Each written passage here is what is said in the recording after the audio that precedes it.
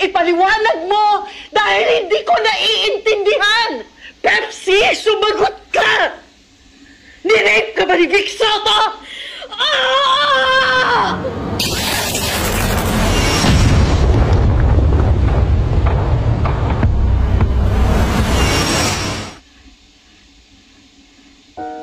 Ano ba talaga ang totoo? Well, bago tayo dumating dyan, si Richie DeOrsi, naging adopted ko.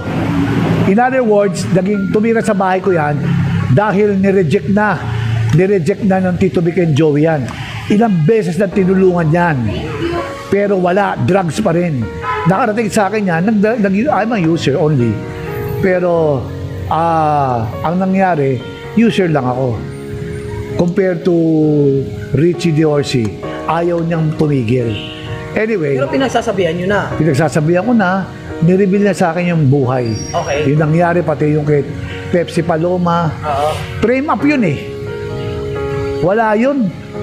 Hindi nangyari yun kahit hindi nga umabot sa doon kay Tito Vic and Joey yan. Di ba? Frame up ni Ray De La Cruz yan. Siya yung manager nung So, 3 beauties. ni Pepsi Paloma. Ni Pepsi. Close ni Pepsi Paloma si Coca Nicolas eh. Apo. Isa sa mga controversial na nangyari nung panahon na yun, nung kayo mga soft drinks beauty, ay yung na-involve yung TVJ, di ba, kay Pepsi Paloma. Oo. Anong alam mo dun sa kwento na yun? Kasi nga po, nung araw, nagkasama kami ni Pepsi sa isang bahay. Si Tito Ray po yung kumuha ng bahay na yon. Tapos nag-share kami ni Pepsi sa isang bahay. Then, nung syempre, lagi kami magkasamang dalawa, kahit saan. Basta para magkapatid na po kami, pero matanda po sa akin yung 2 taon na. Mukhang bata lang eh. Opo, mukhang baby. Then,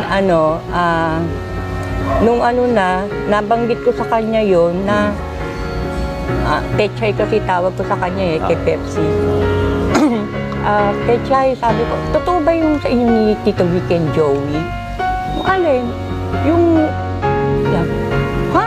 Hindi alam mo naman si Tito Ray. Sabi, yung manager po namin si Ray De La Cruz. Parang hindi ka naman na dyan kay Tito. Sabi niya, lahat gagawin niyan para lang sumikat tayo, sabi. Kaya yun po talaga, ako mismo, ako ang magpo-proof niya na hindi totoo po yun. Siya mismo nagsabi kasi sa akin na hindi totoo. Apo. O di yun ang katotohanan. Kung may binanggit si Pepsi Paloma, Yes. na siya yung saksi. Apo. Na walang katotohanan